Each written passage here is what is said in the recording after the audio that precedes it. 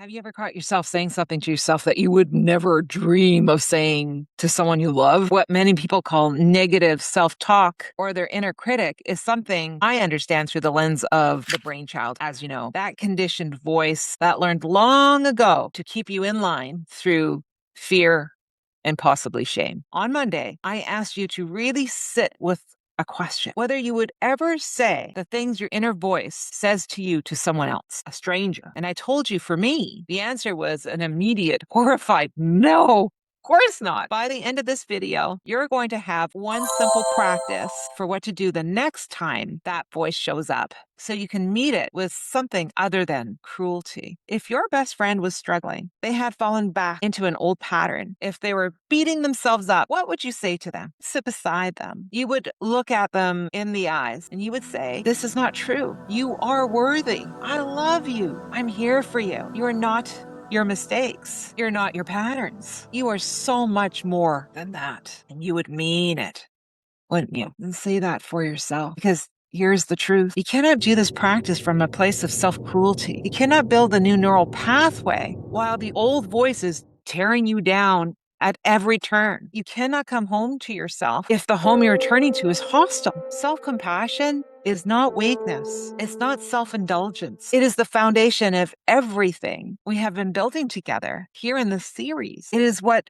makes this practice sustainable. It is what keeps you showing up when old patterns return. It is what allows you to catch your signals early enough without spiraling into shame, anxiety, guilt, whatever that might be. Being your own best friend means being honest with yourself, being true to you. It means redirecting yourself when you slip up. It means holding yourself to the practice with consistency and with patience. But it also speaking to yourself in a way you would speak to someone else who you truly love. If this resonates, I would love to hear in the comments what you would say to a friend who's been struggling the way you struggle with yourself. And I want to ask you something that no one ever really asked me, and I mean nobody, not a parent, not a teacher, not a friend, not anybody in my life. Do you love yourself? Do you love yourself? I didn't know how to answer that question because the truth was I had never considered it. Didn't even occur to me. No one had taught me to love myself. No one showed me what that looked like. No one has said